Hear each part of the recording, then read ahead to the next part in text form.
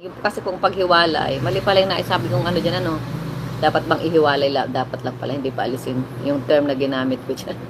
Yung kasi paghiwalay, na-explain ko na po yung dati, ano, sinasagot ko lang po yung ano, yung mga nagsasabi na kung paalisin daw ang isa, kung ihiwalay daw isa, lahat daw ihiwalay na. Pati nga si Kalinga Prab, dapat daw alisin na rin na. Tinatanong ko po kayo kung dapat ba nating ihiwalay o alisin si Kalinga Prab.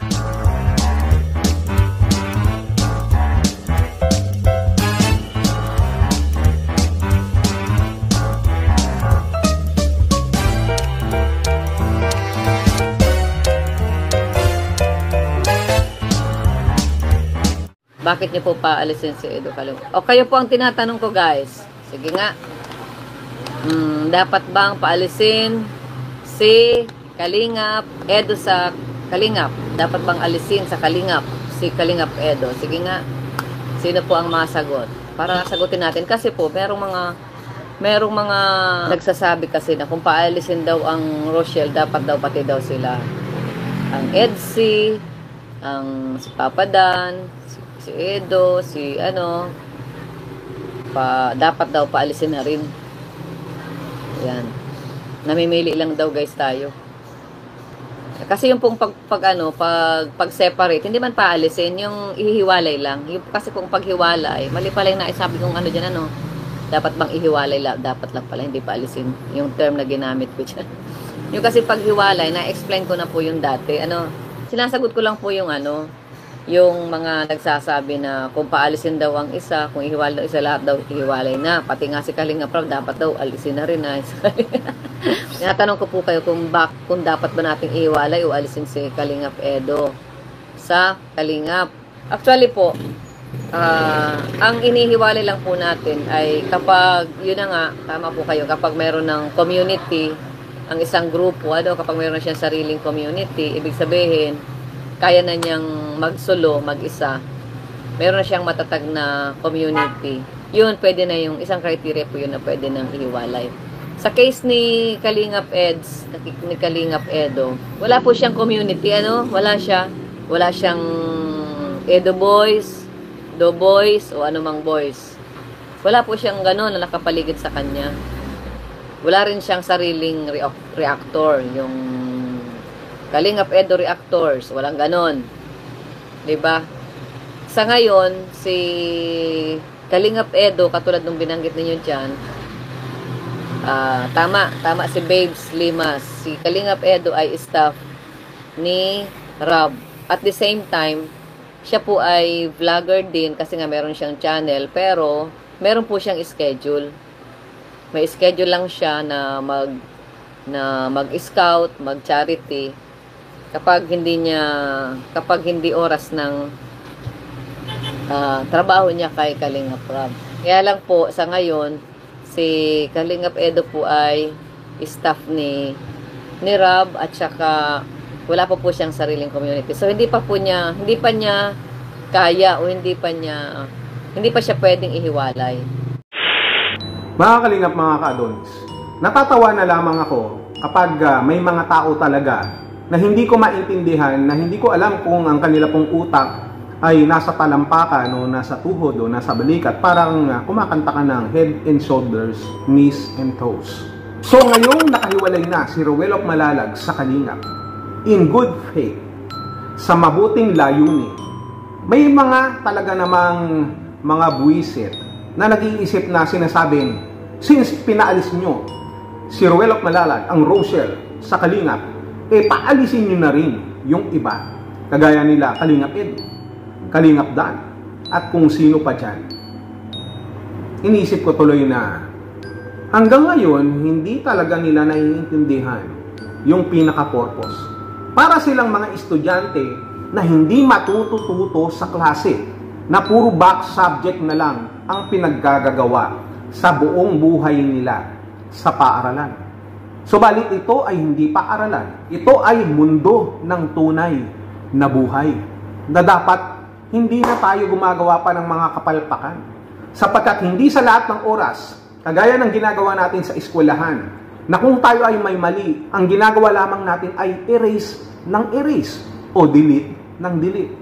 Sa tunay na buhay, hindi madaling mag-erase o mag-delete sapagkat ito ay mananatili at mananatili sa atin pong mga buhay sa bawat araw. Kaya hanggat may pagkakataon, dapat gumawa tayo ng tama. Sikapin natin maging tama. Kahit hindi tayo perpekto, may karapatan tayo at tungkulin na gumawa ng tama. Tama ba?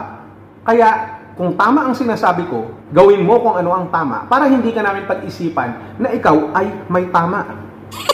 Boom! Diba?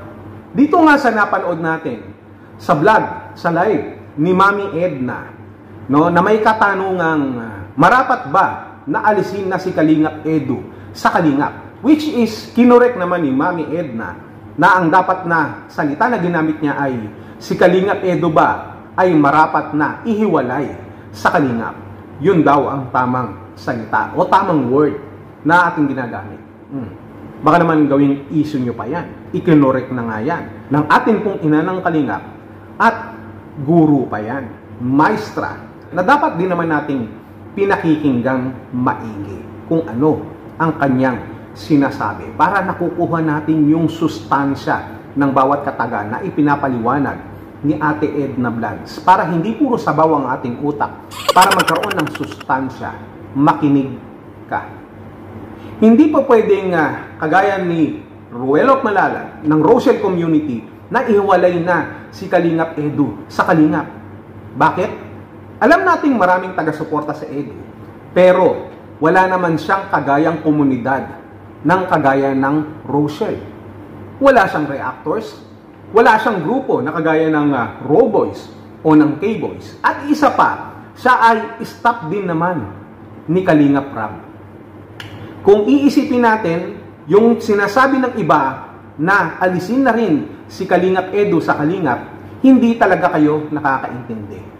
Parang sinasabi nyo na kaya tuluyang inalis si Ruel of Malalag ang komunidad ng Rochelle sa Kalingap o hiniwalay ay dahil mayroong kasalanan.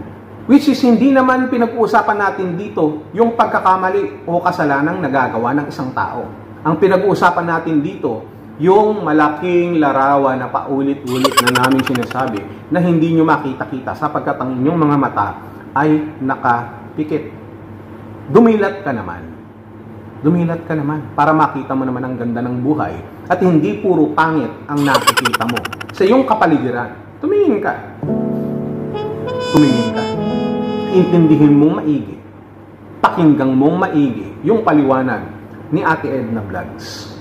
Si Kalingap Edu, naniniwala tayo na kagaya ni Ruel of Malalag, darating at darating din yung panahon, yung takdang panahon na siya ay hihiwalay sa Kalingap. Lalo na kung lalaki at magkakaroon siya ng sarili niyang komunidad.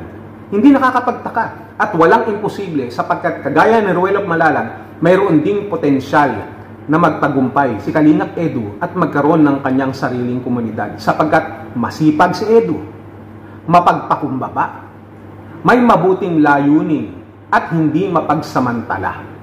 Yan ang mga katangian ng isang tunay na leader o may kapasidad na leader at mamuno sa kanyang grupo o sa kanyang komunidad. Kaya doon sa mga pinagkaitan ng utak at sinasabing paalisin na rin si Kalingap Edu sa Kalingap, huwag kang atat. Darating at darating tayo dyan sa tamang panahon, sa tamang layunin. Kung gusto mo, mauna ka nang umalis sa Kalingap. Total, mukhang nasobrahan ka sa pagkain ng ampalaya at araw-araw ka na lang bitter. Ang dami mong nakikita na negatibo sa Kalingap, subalit hindi mo nakikita ang sarili mo. Walang perpektong grupo o komunidad. At kahit makakita ka ng perpektong grupo o community na kagaya ng Kalingap o kung saan mang komunidad yan, sa oras na ikaw ay mapasama doon, hindi na sila magiging perpekto. Believe me. Naintindihan mo ba? Do you get what I mean? So wag mo nang pag-interesan o wag mo nang pag-initan pa si Kalingap Edu o kung sino man dyan sa Kalingap, si Kalingap Dan o kung sino man ang nasa lab team sapagkat hindi mangyayari ang kagustuhan mo na umalis na agad si Kalingap Edu sa Kalingap o si Kalingap Dan o kung sino man sa team Kalingap hanggat hindi dumarating yung takdang panahon, yung tamang oras na sila ay hinug na para ihiwalay sa kalingap. In a good sense.